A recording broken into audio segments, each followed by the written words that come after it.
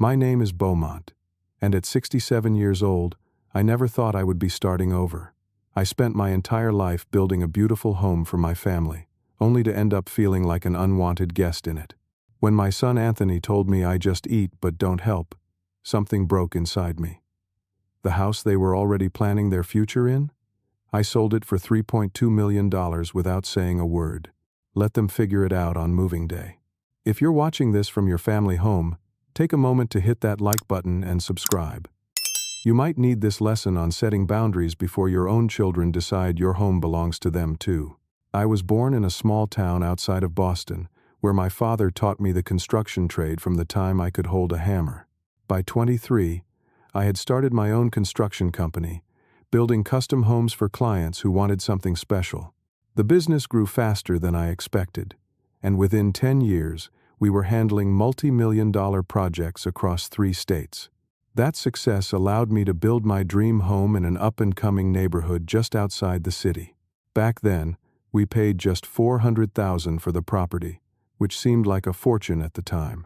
Martha, my wife of 38 years, was the real mastermind behind our home. She had an eye for design that made our place stand out even among the luxury homes that eventually filled our neighborhood.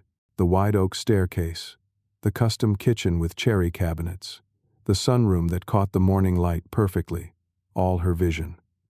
We raised Anthony there from the day we brought him home from the hospital.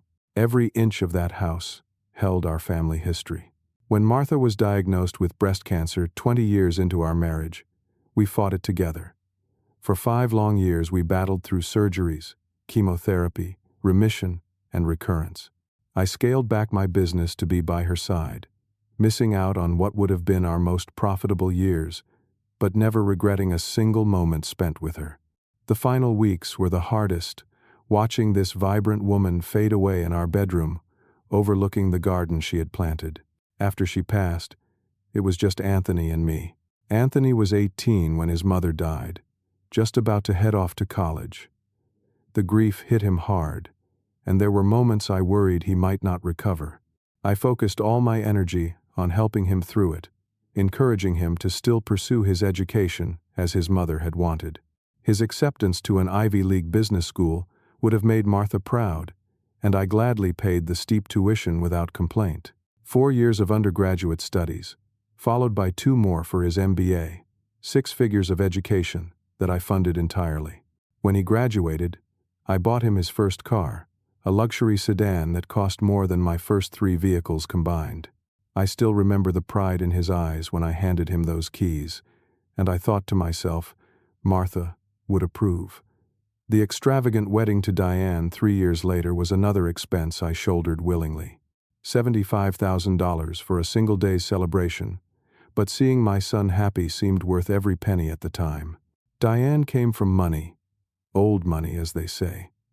Her family had a certain air about them that made it clear they thought Anthony was marrying down, despite my success. They contributed the bare minimum to the wedding, explaining they were saving their resources for the couple's future. I later learned this meant a down payment on their first condo, which was thoughtful but nowhere near what I had already provided.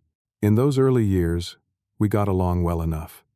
Sunday dinners at my place became a tradition, and Diane was polite if somewhat reserved. The shift happened gradually after their children were born. Thomas came first, a bright boy who reminded me of Anthony at that age.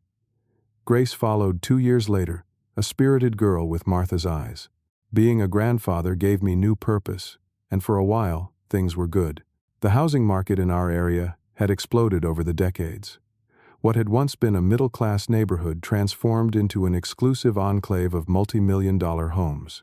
My property, with its large lot and custom features, had appreciated beyond anything I could have imagined. A similar house down the street sold for just under $3 million, and mine had better views and more land. It was about 3 years ago when Anthony first suggested they move in with me. "Dad, that house is way too big for just you," he said over one of our Sunday dinners. "And we could really use the space with the kids growing. Plus, we can take care of you as you get older." I was 64 then, still in good health, and perfectly capable of caring for myself. But the idea of having my grandchildren in the house again filling it with the noise and energy it had lacked since Martha passed, was appealing. We discussed the arrangement, and I made it clear that the house would remain in my name, but they were welcome to live there. Anthony readily agreed, saying they just wanted to help me out during my golden years. They sold their condo for a nice profit and moved in the following month. I helped them transport their belongings, even though my knees protested the many trips up and down the stairs. The house felt alive again with the sounds of children, and for a little while, I believed we had made the right decision. The first sign that something was off came about 2 months after they moved in. I had always occupied the master bedroom, the one Martha and I had shared for decades. One evening, Anthony and Diane approached me with what they called a practical suggestion. "Dad," Anthony began, "we were thinking it might be better if you took the bedroom downstairs. The stairs can't be good for your knees, and our bedroom is really too small for 2 adults and all our things."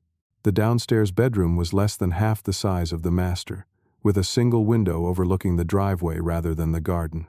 It had been our guest room, never intended for permanent occupation. Before I could respond, Diane jumped in. "Plus, it has that bathroom right next to it, so you won't have to go far at night," she added with a smile that didn't reach her eyes. "At your age, that's important." I gave up the master bedroom, telling myself it was a reasonable request. After all, they were a family of 4, sharing 3 bedrooms upstairs, while I had the largest one to myself. The move took place that weekend, with Anthony hastily relocating my belongings while Diane already began measuring the master for new curtains. My home office was the next casualty.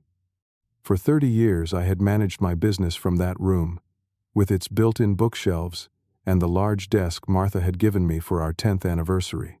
One day, I returned from a doctor's appointment to find the desk pushed against the wall and a treadmill taking up the center of the room. "We need a home gym," Diane explained when I questioned the change. "The kids need a healthy example, and we can't afford a separate gym membership right now." The right now struck me as odd, considering they were living rent-free in a fully paid-off home. Within 6 months, I had effectively lost access to most of the house. The living room became an extension of the children's play area, with toys constantly strewn about. The formal dining room that had hosted countless family holidays was converted into Diane's project space for her occasional freelance interior design work.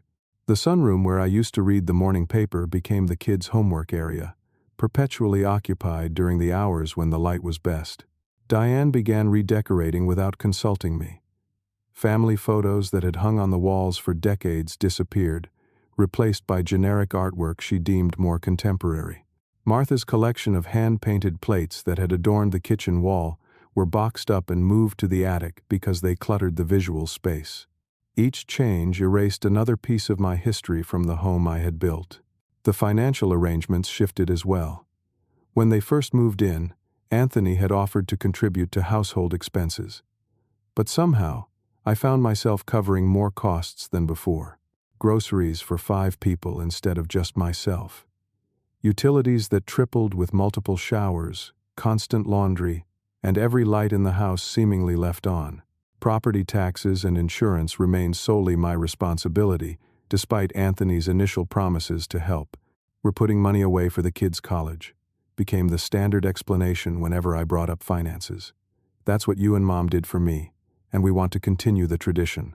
It was during a dinner with friends, the few I was still able to invite over, that I first heard Anthony and Diane discussing future plans for the house. I was in the kitchen getting coffee while they chatted in the dining room, unaware I could hear them. "Once the house is ours, the first thing to go will be that ridiculous workshop in the basement," Diane was saying. "That space would make a perfect wine cellar and tasting room." "Let's just get through the next few years," Anthony replied in a lowered voice. "Dad's not going to be around forever, and then we can do whatever renovations we want." I stood frozen, coffee pot in hand, as the reality of their expectations washed over me. They were waiting me out, tolerating my presence until they could claim my home as their own. My social circle began to shrink as my friends were made to feel unwelcome. Robert and James, friends from my construction days who used to come over weekly for poker nights, were told the game was too noisy for the children's bedtime. Linda, who had been Martha's best friend and stayed close after her passing, was treated with such cool politeness by Diane that she stopped visiting altogether. When I tried to discuss my feelings with Anthony, he dismissed them as me being oversensitive in my old age. Diane began monitoring my meals, commenting on my food choices, suggesting I eat less to stay healthy longer. The unspoken implication being that my health was now their concern because my decline would inconvenience them. They began planning family activities without including me. Weekends at the lake house owned by Diane's parents. Day trips to amusement parks where I wouldn't enjoy all the walking. Even dinners out where I would learn about their plans only when they were heading out the door, sometimes with a hasty, "We didn't think you'd want to come, Dad." Thomas and Grace, once eager to spend time with their grandfather, were gradually encouraged to keep their distance. "Grandpa needs his rest," or "Grandpa doesn't want to be bothered with," that became common phrases, neither of which came from me. When I made efforts to connect with my grandchildren, scheduling activities or offering to help with homework, Diane would interject with alternative plans or insist on supervising our interactions as if I couldn't be trusted. My home, once my sanctuary, became a place where I felt increasingly unwelcome and isolated. I found myself spending more time in my downstairs bedroom just to avoid the feeling that I was intruding in my own house. The constant subtle reminders that my presence was merely tolerated began to take a toll on my spirit in ways I hadn't experienced since Martha's passing. My 67th birthday should have been a celebration. Instead, it became another painful reminder of my diminished status in what had once been my home. I had invited the few friends I still maintained contact with, about 8 people in total, for an afternoon gathering. Nothing extravagant, just coffee and cake in the backyard patio I had built with my own hands 20 years earlier. Anthony and Diane's irritation was visible from the moment my friends arrived. Diane hovered around the kitchen, loudly cleaning dishes that didn't need cleaning. Anthony kept checking his watch and sighing heavily whenever laughter from our group rose above a modest volume. The children had been sent to friends' houses for the afternoon, despite my requests that they be present for their grandfather's birthday. My friend Harold, who had been my foreman for nearly 2 decades, asked about my retirement plans, a natural topic for men our age. "So what's next for you, Beaumont? Any thoughts about traveling or taking up new hobbies now that you've got the time?" Before I could answer, Diane interjected from the kitchen doorway. "Beaumont needs to focus on his health right now. Travel would be too taxing at his age." She said this with a smile that made it sound like concern, but the dismissive glance she gave Harold told a different story. The party wrapped up earlier than planned, with my friends picking up on the uncomfortable atmosphere. As the last guest left, Anthony immediately began complaining. "Dad, these gatherings are really disruptive to our routine. The kids will be all out of sorts tomorrow because their afternoon schedule was changed. And the expense," Diane added, gesturing to the modest spread of food that I had paid for myself. "We should be more careful with money at this stage of life." The message was clear. My birthday, my friends, my celebrations were now considered inappropriate intrusions in their home, despite the fact that my name remained on the deed.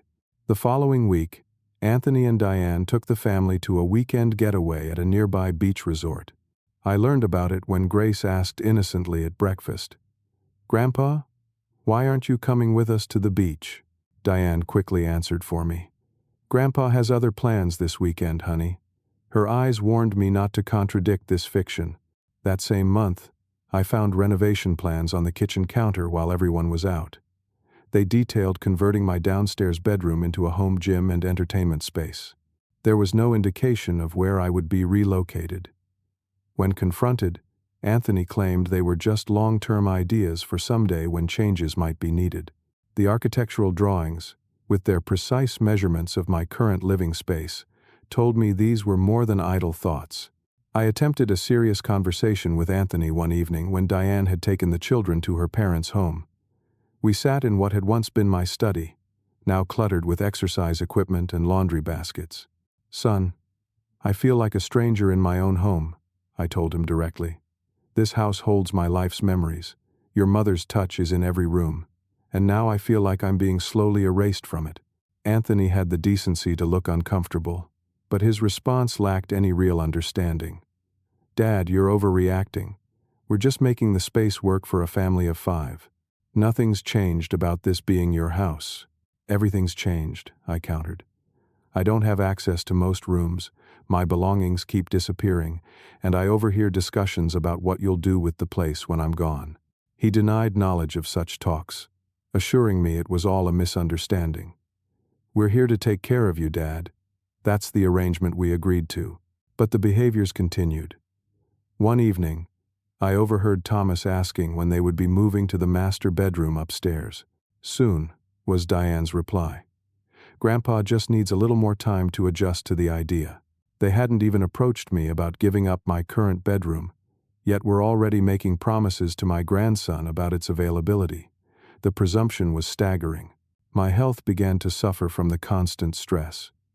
My blood pressure, normally stable, rose to concerning levels. Sleep became difficult as I lay awake wondering what part of my life would be dismantled next. My appetite diminished, leading to weight loss that Anthony and Diane commented on with disturbing approval. "You're looking trimmer, Dad," Anthony noted over dinner one night. "That's good. More healthy years for you. And less strain on your heart," Diane added, with that same artificial concern. "We want you around, as long as possible." The unstated but not indefinitely hung in the air between us. My regular poker night, once held at my home but relocated to Harold's after the complaints, became my only social outlet. Even that came under scrutiny when Anthony questioned why I needed to gamble away money when I should be conserving resources for future care needs. The fact that our friendly game involved stakes of quarters and dimes, more for tracking points than actual gambling, was irrelevant to his criticism. It was about control, not concern. By this point, I had become hyper-aware of every interaction, every comment, analyzing them for the subtle disrespect that had become routine. Was I becoming paranoid, as Anthony suggested? Or was I finally recognizing the systematic campaign to minimize my presence in my own home? My workshop in the basement, the one place I still felt completely comfortable, became another battlefield. Tools would be moved or borrowed without permission. Projects I was working on would be shifted to make room for storage boxes. Comments about the wasted space and potential of the area were dropped into conversation with increasing frequency. The gardening shed that Martha and I had built together, where I still maintained her beloved flower beds, was reorganized without my input. Her gardening tools, some handed down from her grandmother, were replaced with new ones, because the old ones were inefficient, according to Diane, who had never shown interest in gardening before. Each change, each rearrangement, each dismissal of my preferences or history chipped away at my connection to the home we had created. The physical structure remained, but the soul of the place was being systematically extracted, replaced with Diane's vision of what a modern family home should be. As winter approached, I found myself dreading the holiday season that had once been the highlight of my year. Thanksgiving plans were made without my input, traditional recipes replaced with Diane's family versions. Christmas decoration discussions excluded my heirloom ornaments, some dating back to my childhood, in favor of a coordinated color scheme that Diane preferred. The final blow to my holiday expectations came when Anthony announced they would be spending Christmas Day at Diane's parents' home, leaving early in the morning and returning late. I was invited as an afterthought. The offer extended in a way that made it clear my presence was optional and perhaps not preferred. For the first time in nearly 40 years, I faced the prospect of Christmas morning alone in the house where I had created so many family memories. The weight of that realization pressed on my chest like a physical burden, making it difficult to breathe. Something would have to change, but I had no idea yet what form that change would take. January brought unusually cold weather, and with it, a perfect storm of tensions in our household. The heating bill had come in significantly higher than previous months, a natural consequence of heating a large home during record-low temperatures. I had paid it without comment, as I did all the household utilities. Diane, however, seemed determined to make it an issue. "We really need to discuss the excessive energy use in this house," she announced at dinner one evening. The bills are becoming unsustainable. The dining table, once a place of warm family gatherings, had become a stage for these performances of concern, always with an underlying message about my presence being a burden. Anthony sat at what had once been my place at the head of the table, a change that had occurred so gradually I couldn't pinpoint when it happened. I was now positioned at the side, between Grace and the empty chair that often remained unused, as if to physically represent my peripheral status. "I've always paid the utilities without complaint," I responded calmly, cutting into the roast I had prepared myself, one of the few household contributions still allowed me. The cold snap affected everyone in the region. "That's not the point," Anthony interjected, putting down his fork with unnecessary force. "We need to be thinking about future expenses and planning accordingly. With retirement care costs what they are these days." "Retirement care?" I questioned, looking up from my plate. "I'm not planning on any special care. I'm still in good health." Diane exchanged a meaningful look with Anthony before speaking. "Beaumont, we need to be realistic. You're pushing 70. Most people your age are already in assisted living or have significant in-home care. Most people my age are still working or traveling or enjoying their grandchildren," I countered. "I'm perfectly capable of caring for myself." "Are you, though?" Anthony's tone had an edge I recognized from previous confrontations. "The house maintenance has fallen behind. The gutters need cleaning, the deck hasn't been resealed in years, and you haven't even started on the tax preparation you used to handle every January." What he failed to mention was that I had been prevented from maintaining these things. The latter had mysteriously disappeared from the garage after Diane deemed it unsafe for me to be climbing. My access to financial documents had been limited under the guise of helping me organize. Each limitation had been implemented with a veneer of concern that masked the underlying control. "I would have addressed those things if allowed," I said quietly, aware of Thomas and Grace watching the exchange with uncomfortable expressions. "But that's not what this conversation is really about, is it?" "What's that supposed to mean?" Anthony demanded. "It means that since you moved in, I've been systematically pushed out of my own home. My spaces have been taken over, my belongings relocated or disposed of, and my input on household decisions ignored. And now you're hinting at shipping me off to some facility, as if I'm incapable of independent living." Diane's face hardened. "We've made sacrifices too, Beaumont. Do you have any idea what it costs to raise 2 children these days? Private school tuition, sports equipment, summer camps, not to mention saving for college. And here we are, living in this outdated house because you refuse to consider more appropriate accommodations for your stage of life." The characterization of my beloved home as outdated stung almost as much as the implication that I was selfishly clinging to it at their expense. This home that I had built, that Martha had designed, that had appreciated into a multi-million-dollar asset, was now being described as some sort of burden they were tolerating for my sake. "Outdated?" I repeated, feeling heat rise in my chest.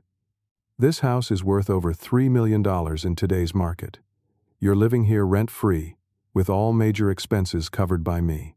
How exactly is that a sacrifice on your part?" Anthony's face flushed with anger. He slammed his hand on the table, causing the silverware to jump. "Dad, you eat but don't help. You're just taking up space and resources. Do you think food and utilities for an extra person cost nothing? Do you think the time and energy Diane spends looking after you is free?" The room fell silent. Even Diane seemed shocked by the rawness of Anthony's outburst. Thomas stared at his plate, and I saw Grace's eyes fill with tears. "Anthony," Diane finally said, placing a hand on his arm, "that's not how we planned to discuss this." Her tone suggested not that his words were wrong, but that his delivery was too blunt. "It's the truth," Anthony insisted, though with less volume. "Dad, we've been trying to find a way to tell you this for months. You would be better cared for in a retirement community. People your own age, activities suited to your abilities, medical staff on hand for emergencies." "What he means," Diane interjected with practiced smoothness, "is that we're concerned about your quality of life. And honestly, we need the space. Thomas is entering high school next year. and needs a proper study area. Grace is starting middle school and deserves more privacy than a shared room provides. So my bedroom would become? I asked, already knowing the answer. Thomas would move downstairs, Diane confirmed. We've already looked at paint samples. He's thinking navy blue with gray accents. The casual way she delivered this information, as if my eviction from my own bedroom was already decided, sent a wave of numbness through me. They had been planning this, discussing color schemes and furniture arrangements, all while I still occupied the space. And the house itself? I asked, my voice steadier than I felt. What are your plans for that once I'm conveniently removed? Anthony at least had the grace to look uncomfortable. Eventually, we might consider selling.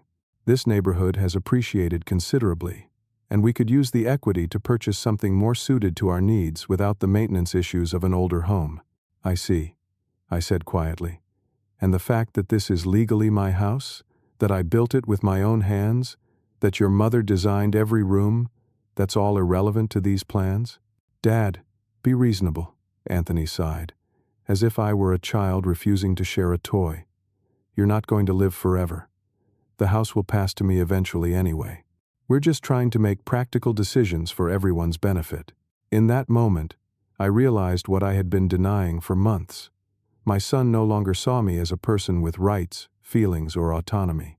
I had become an inconvenience, an obstacle to his plans, a resource to be managed until it was no longer necessary. The little boy I had raised, comforted after nightmares, taught to ride a bike and drive a car, had morphed into someone who could dismiss decades of my life and work with a casual be reasonable. I placed my napkin beside my half-eaten meal and stood up slowly. Thank you for clarifying where I stand in this household. If you'll excuse me, I think I need some time alone.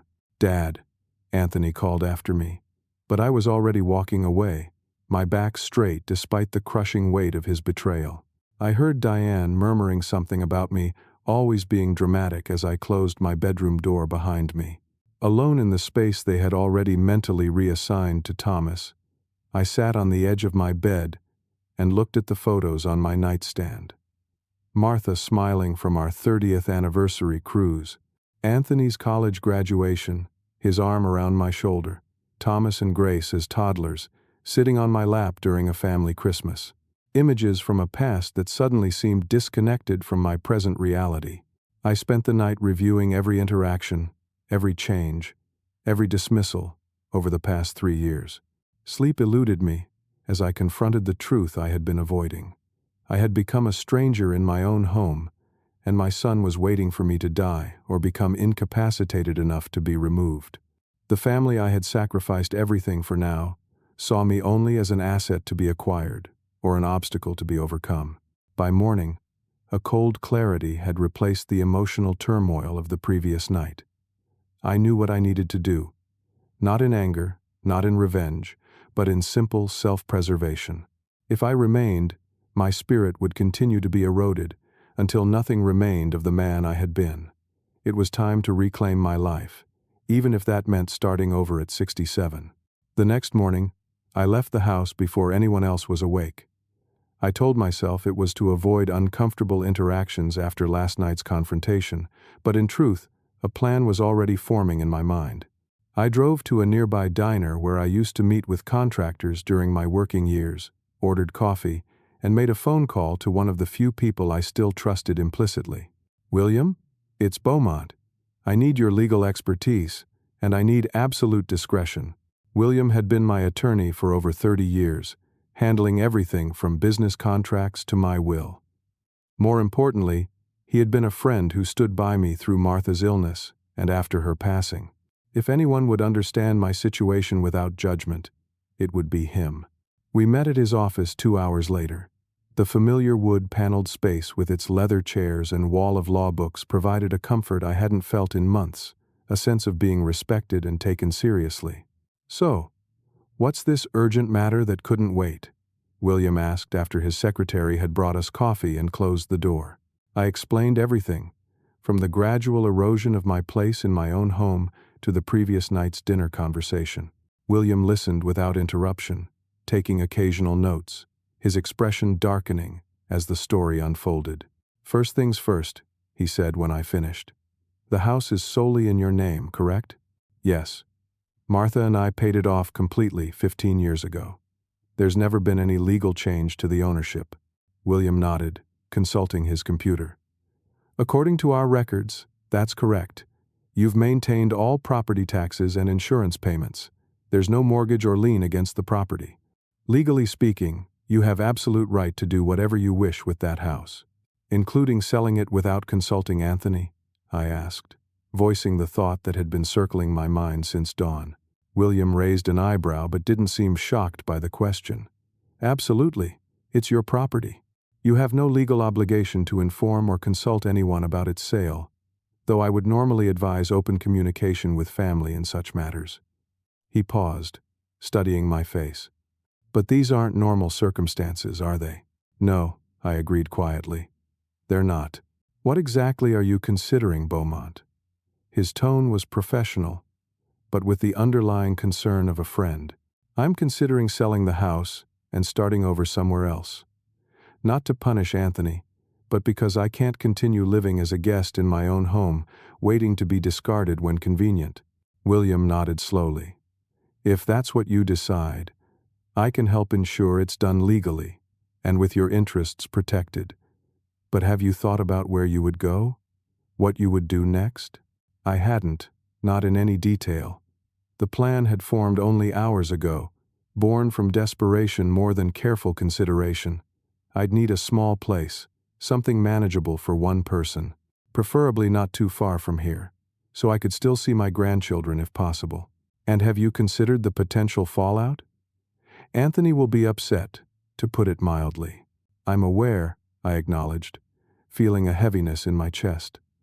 "But I've spent 3 years trying to maintain a respectful relationship while being systematically pushed aside. Last night made it clear that won't change. I need to protect what's left of my dignity and independence." William regarded me thoughtfully before picking up his phone. "Sandra, can you come in for a minute?" He turned back to me.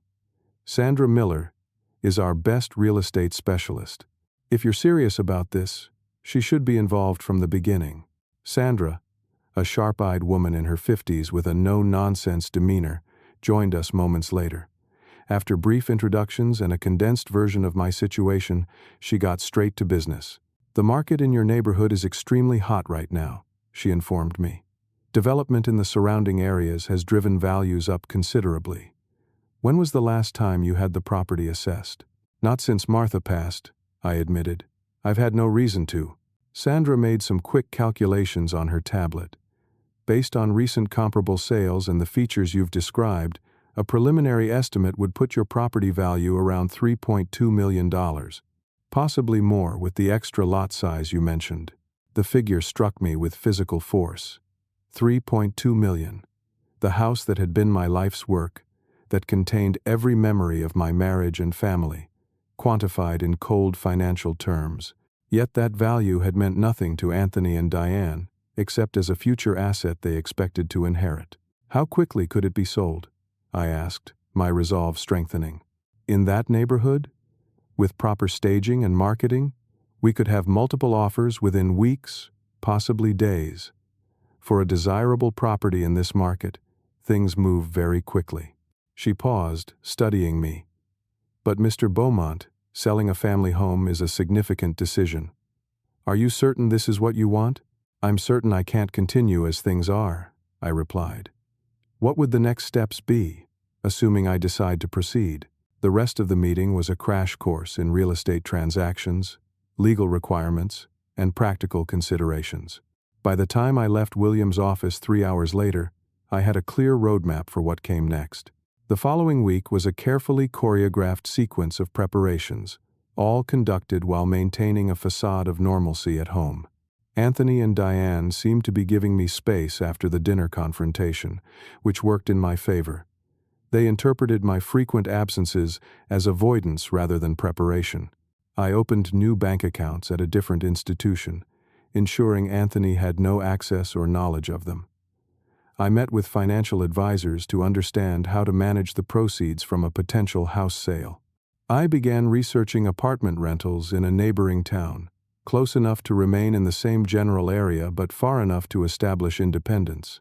Sandra arranged for a professional appraisal when the family was out for the day, explaining to any neighbors who might notice that it was for insurance purposes. The official valuation came in even higher than her estimate, $3.4 million. She advised listing at 3.2 for a faster sale, which aligned with my timeline. I consulted with William about the legal implications for my will and estate planning. As he pointed out, I had no obligation to leave the house or its value to Anthony, though he had clearly been operating under that assumption.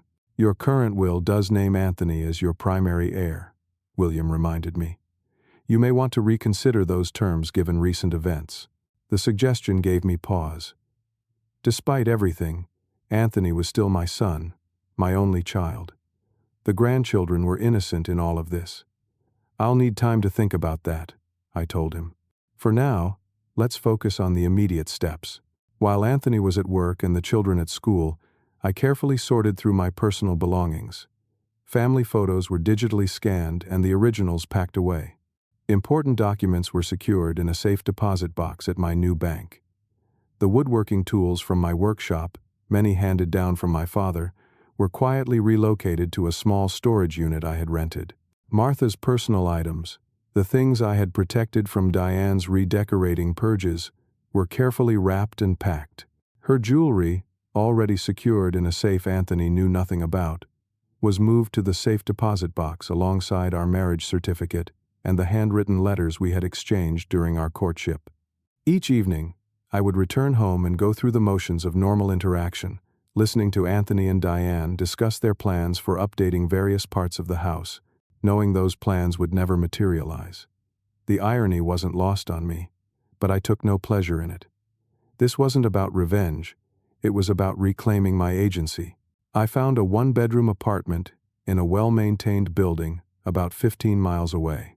It was modestly sized but had large windows, a small balcony, and most importantly, a sense of peace that had been missing from my life for too long.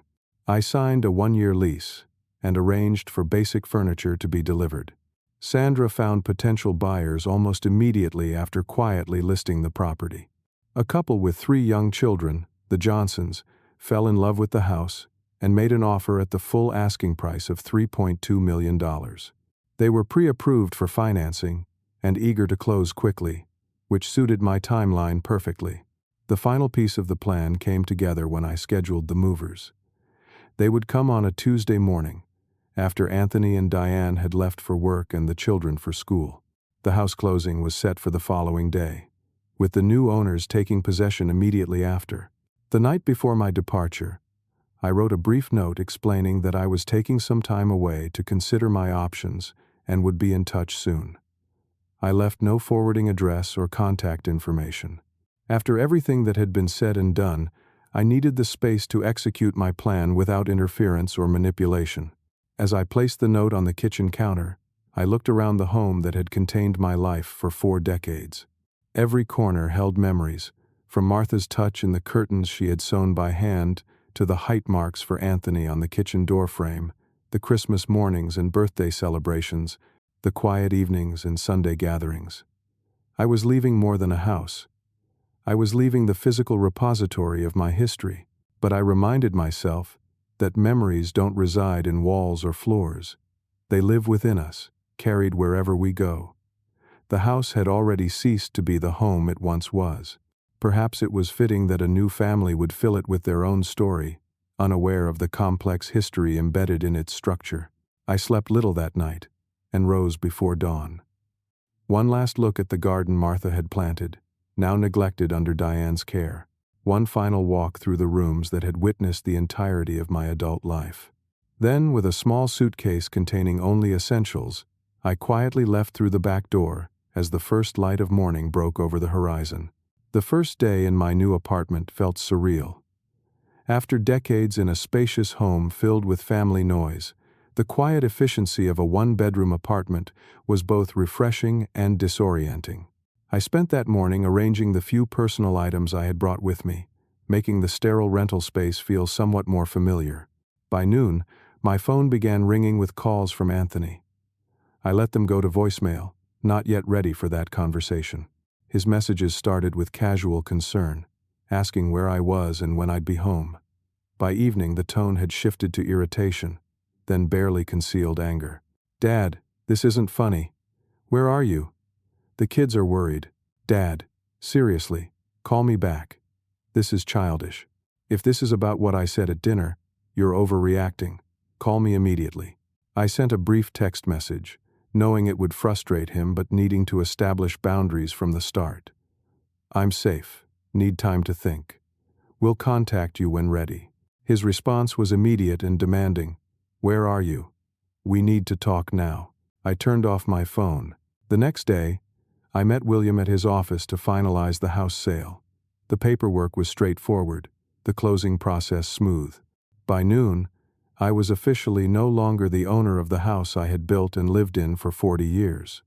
The proceeds, minus fees and taxes, were transferred to my new accounts.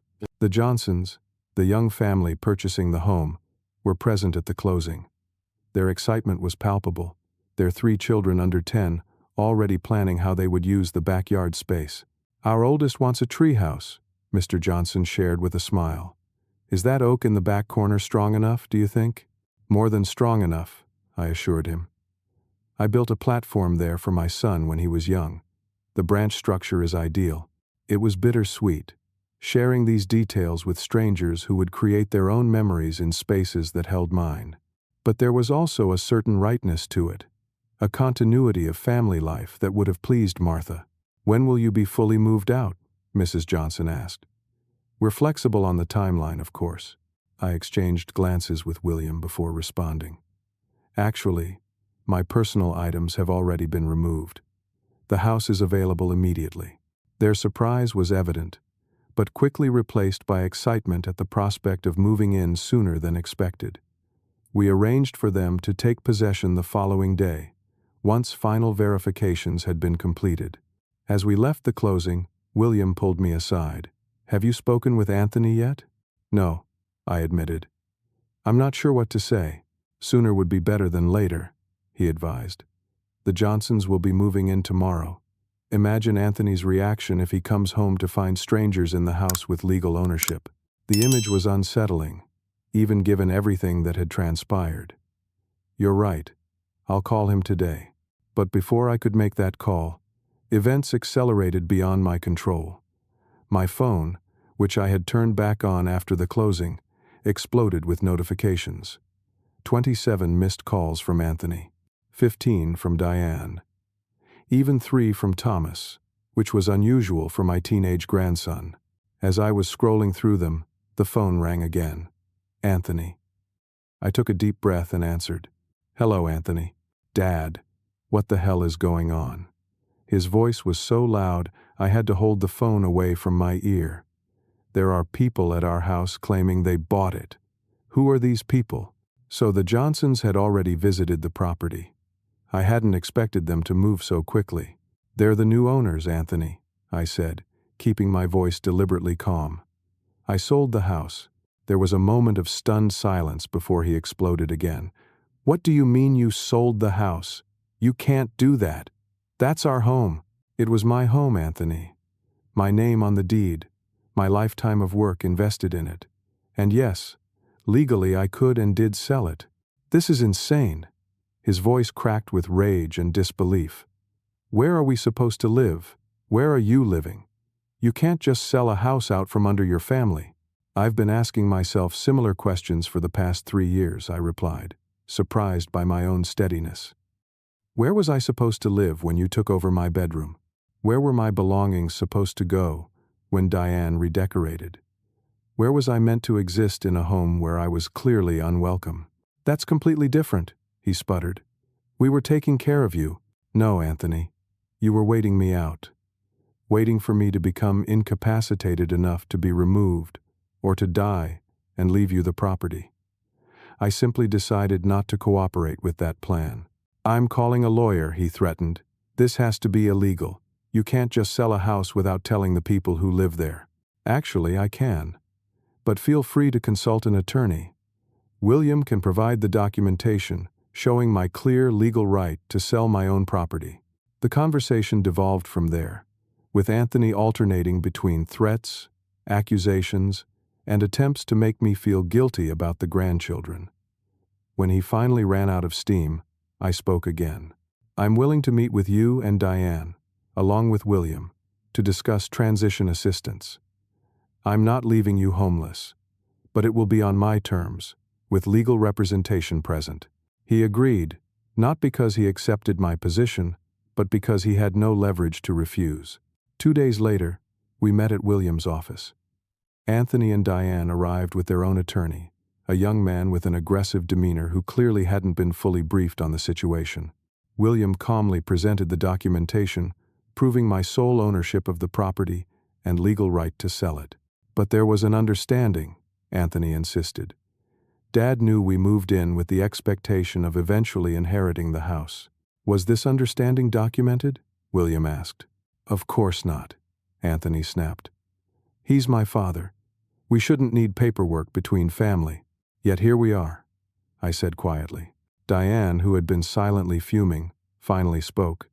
Do you have any idea what you've done? We had plans for that house. The children are settled in their schools. Our lives were built around that location. Plans you made without consulting me, I pointed out. Plans that involved removing me from my own home, from spaces I built with my own hands, from rooms filled with memories of your mother. This is about money, isn't it? Anthony accused. You've become a bitter old man who cares more about property than family. The irony of his statement was breathtaking. This was never about money, Anthony. It was about respect and basic human dignity. Things that have been in short supply from you and Diane for quite some time. Their attorney, recognizing the weakness of their position, attempted a different approach.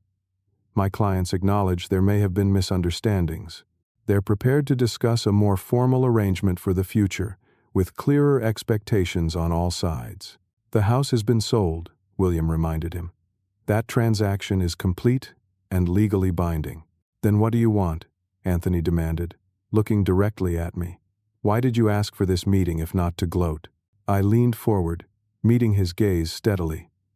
Despite everything, you're still my son, and Thomas and Grace are still my grandchildren. I'm prepared to provide financial assistance for you to secure new housing, under certain conditions. That got their attention.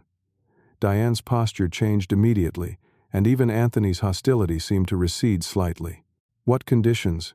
He asked suspiciously. First, an acknowledgement of how you've treated me these past 3 years. Not an excuse or justification, but a genuine recognition of the disrespect and gradual erasure I experienced. Anthony's face hardened again. So I have to grovel for help? After you sold our home without warning? Not grovel, I corrected. Simply acknowledge the reality of what happened. I can provide specific examples if your memory needs refreshing. This is ridiculous, Diane interjected. We took you in, cared for you, included you in our family life, and this is how you repay that generosity? By making us homeless and then demanding apologies? Her revision of history was so complete, so divorced from reality, that I almost questioned my own memory. But the detailed notes I'd kept over the past months, the documentation of each incident and conversation, anchored me in the truth. You didn't take me in, Diane. I allowed you to live in my home, rent-free, while covering most expenses. And what you call care consisted mainly of monitoring my movements, restricting my activities, and planning for my eventual removal. The meeting continued in this vein for another hour, with no real progress. Anthony and Diane remained convinced of their own righteousness, unable or unwilling to see how their actions had appeared from my perspective. Their attorney, recognizing the impasse, finally suggested we adjourn and reconsider positions. As they prepared to leave, I made one final offer. The Johnson family will be moved in by the end of the week. I've arranged for temporary housing for you at the Residence Inn until you find a permanent solution. I'll cover 2 months' cost to give you time to make arrangements. It was a generous offer given the circumstances, but Anthony received it with a scowl. Keep your charity. We don't need your help. The offer remains open, I said simply. Contact William if you reconsider." They left without another word, Diane's cold glare and Anthony's rigid back communicating their continued anger. I felt no satisfaction in their distress, only a profound sadness that relationships could deteriorate so completely that the son I had raised could become someone I barely recognized. "That went about as expected," William commented after they'd gone. "Are you all right?" "No," I admitted. "But I will be. This was never going to end with reconciliation, not immediately. I just hope that someday Anthony will understand why I had to do this." "And the grandchildren?" William asked gently. "Have you thought about how to maintain that relationship?" I had thought of little else since making my decision. "I'll reach out directly once the dust settles. They're old enough to have their own phones, their own opinions. I won't let Anthony and Diane control that narrative entirely." In the weeks that followed, I learned from mutual acquaintances that Anthony and Diane had indeed taken the hotel room offer, swallowing their pride when faced with the reality of temporary homelessness. They had told friends and family a heavily edited version of events, casting me as a senile old man who had made an impulsive, destructive decision. I made no effort to counter this narrative publicly. Those who truly knew me would recognize the inconsistency, and those who didn't weren't worth the energy of correction. I focused instead on building my new life, on finding routine and purpose in my changed circumstances, and I waited, hoping that time might create space for healing, or at least understanding. 1 year after selling the house, my life had found a new rhythm that would have been unimaginable during those final tense months under Anthony and Diane's scrutiny. My apartment, initially just a refuge, had become a true home. Smaller, certainly, but filled with only those possessions that held genuine meaning for me. Martha's favorite reading chair occupied the corner by the largest window, where afternoon light created the perfect conditions for enjoying a book. Her collection of hand-painted plates, rescued from Diane's redecorating purges, adorned one wall in a custom display case I had built in my new, modest workshop space in the apartment building's shared hobby room. I had joined a senior community center nearby, not out of need for care but for the social connections it offered. There I found a group of peers who understood life's complexities, who had navigated their own family challenges and relationship evolutions. Tuesday night, poker games were re-established with Harold and other friends, now hosted in my apartment without fear of criticism or judgment. The local Veterans Center became another anchor in my week, where I volunteered teaching basic carpentry skills to returning service members seeking civilian trades. The work was meaningful. The gratitude of these young men and women, a balm for the family wounds that were still healing. With a portion of the house proceeds, I finally took the world trip Martha and I had always planned but never completed. 3 months exploring the European capitals she had dreamed of visiting, carrying her photo with me to each landmark, sharing the experience with her in the only way still possible. The journey was both heartbreaking and healing, a promise fulfilled decades late but with no less meaning. I had heard little from Anthony or Diane during this time. They had purchased a new home in a neighboring suburb, smaller than my former house but still substantial. According to mutual friends, Diane frequently complained about the downgrade in their living situation, apparently oblivious to how such comments reflected on her character. It was nearly 10 months after the sale, when an unexpected visitor arrived at my door one Saturday afternoon. Thomas, my grandson, now 15, and showing the first signs of the man he would become, stood awkwardly in the hallway. "Grandpa? Can I come in?" I welcomed him with a hug that he returned hesitantly, his adolescent dignity warring with what appeared to be genuine emotion. "Your parents know you're here?" I asked as I showed him inside. He shook his head. "Not exactly. I told them I was studying at a friend's house. The friend dropped me off here instead." He glanced around the apartment. "This is nice. Smaller than the old house, but nice." "It suits me," I replied, gesturing for him to sit. "Can I get you something to drink? I still keep that orange soda you like." A small smile broke through his serious expression. "You remember that?" "Of course I do. I remember everything about you and Grace. How is she, by the way?" Thomas accepted the soda I offered before answering. "She's okay. confused about everything. We both are, I guess. He took a sip, then looked directly at me. Dad says you had some kind of breakdown and sold the house to hurt him. Mom says you're just selfish and never wanted us there in the first place. The characterizations were painful, but not surprising. And what do you think, Thomas? He considered the question with surprising maturity. I think there's more to it. I remember how things were before you left. How Mom would move your stuff without asking. How Dad would talk about when the house is ours like you weren't even there. I didn't think about it much then. But now, he trailed off, looking uncomfortable. Now you're wondering if there was another side to the story, I finished for him. Yeah. He set down his soda can. That's why I came. I wanted to hear your side. I spent the next hour giving my grandson an honest, age-appropriate account of what had transpired. I didn't demonize his parents, but I didn't sugarcoat the reality either. He listened attentively, occasionally asking clarifying questions that showed insight beyond his years. That dinner, he said at one point, when Dad said that thing about you eating but not helping. I remember that. I couldn't believe he said it.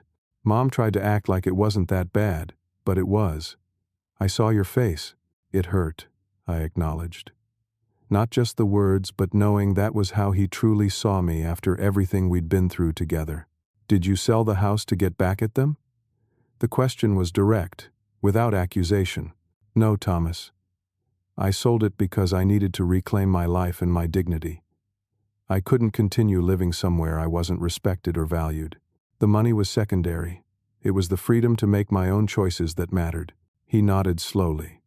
I get that, I think. After a pause, he added, Can I come see you again?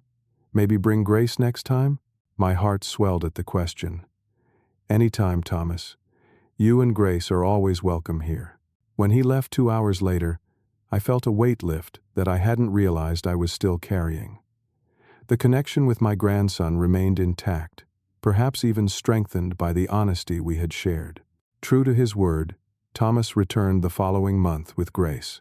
My granddaughter, now 13, approached our reunion with more outward emotion than her brother had shown, launching herself into my arms with a sob that broke my composure momentarily. I missed you, Grandpa, she whispered against my shoulder. I missed you too, sweetheart. Every single day.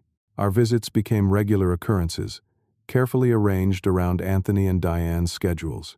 Grace confided that the atmosphere at home had become increasingly tense, with her parents arguing frequently about money and blame. Mom says it's your fault they can't afford the vacation in Europe this summer, she reported during one visit. But Dad said maybe they should have handled things differently. That's when the real fighting started. I took no pleasure in their difficulties, but Anthony's hint of self-reflection offered a glimmer of hope for eventual reconciliation, not to resume the previous unhealthy dynamic, but perhaps to establish a new relationship based on mutual respect and clearer boundaries. Through Thomas and Grace, I learned that Anthony and Diane were experiencing marital problems, financial pressures despite the housing assistance I had eventually provided, and the natural consequences of choices made from entitlement rather than gratitude. Diane's expensive tastes had not adjusted to their new financial reality, creating constant tension. While I would never have wished these hardships on my son, I recognized that sometimes difficult lessons are the only ones that truly change us. I had experienced my own painful awakening, forced to confront the difference between family obligation and earned respect, between sacrifice and self-erasure. Without consulting Anthony, I established trust funds for both grandchildren's education, with specific conditions requiring them to demonstrate independence and work ethic before accessing the full benefits. The arrangement was structured with William's help to ensure neither Anthony nor Diane could redirect the funds to other purposes. My own life continued to expand in ways that would have been impossible in my previous situation. I developed new friendships, pursued interests that had been sidelined for decades, and found purpose in mentoring both at the Veterans Center and through a community college program for first-generation college students. The pain of Anthony's betrayal diminished gradually, replaced not with forgiveness yet, but with understanding of the complex factors that had shaped his expectations and behavior. The lessons Martha and I had tried to teach about gratitude and respect had been overshadowed by the material success I had achieved, creating a sense of entitlement rather than appreciation. It was nearly 18 months after the house sale when Anthony finally reached out directly. His text message was brief but significant. "Can we talk? Just us." The meeting was awkward, held at a neutral coffee shop halfway between our homes. Anthony looked older, the stress of the past year evident in the new lines around his eyes and mouth. "You look well," he said after we had ordered, surprise evident in his tone. "I am well," I confirmed. "Better than I've been in years, actually." He nodded, eyes fixed on his coffee. "The kids tell me they've been visiting you." "Yes. They're welcome any time. You raised good children, Anthony. Thoughtful, empathetic." The compliment seemed to both please and pain him. "They miss you. The whole thing has been hard on them." "I know, and I'm sorry for that part of it. They were never the problem." He looked up at that, a flash of the old defensiveness crossing his face before he visibly controlled it.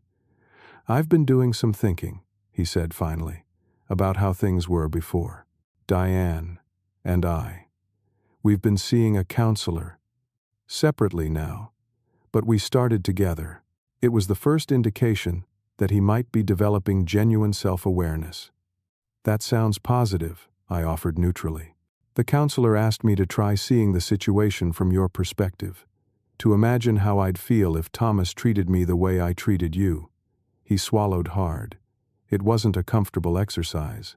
"No, I imagine it wouldn't be." "I'm not saying I agree with how you handled it," he clarified quickly. "Selling the house without warning was extreme." "Perhaps," I acknowledged.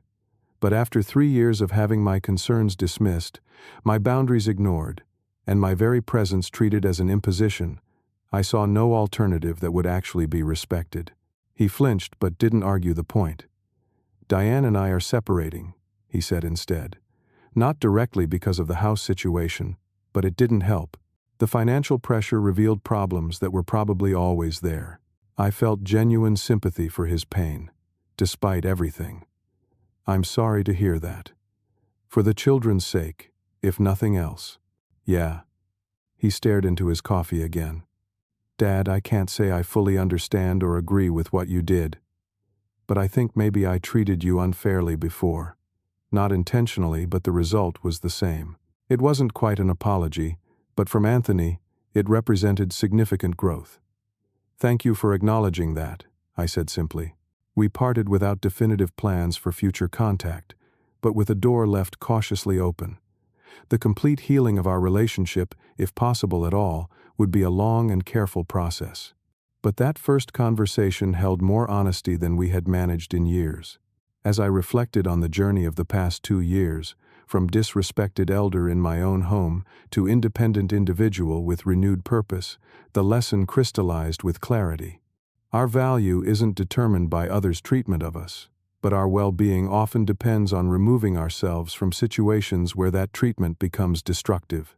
By setting firm boundaries, even at the cost of temporary comfort and false family harmony, I had reclaimed not just my dignity, but my capacity for joy, for contribution, for meaningful connection. The house that had once represented my life's work now served a new family, creating their own memories, while the proceeds allowed me to build a different kind of legacy, one based on wisdom rather than material assets. I still kept Martha's photo on my bedside table, and sometimes in the quiet evenings, I imagined her reaction to all that had transpired. "You finally stood up for yourself, Beaumont," I could almost hear her say with that knowing smile. "It only took you 70 years. The loss of my home was painful, but the reclamation of my personhood was worth every difficult moment of that transition." And perhaps, through my example, Thomas and Grace would learn the lesson their parents had missed. That respect isn't an entitlement of family connection, but an essential component of any healthy relationship, earned through consistent care and genuine consideration. Have you ever had to make a difficult choice to protect your dignity and self-respect? I'd love to hear your thoughts in the comments below. And if this story resonated with you, Please hit that like button and subscribe to hear more reflections from my journey. Maybe share it with someone who needs a reminder that it's never too late to stand up for yourself. Thank you for listening. And remember, the true value of home isn't in its walls, but in the respect and love that fills it.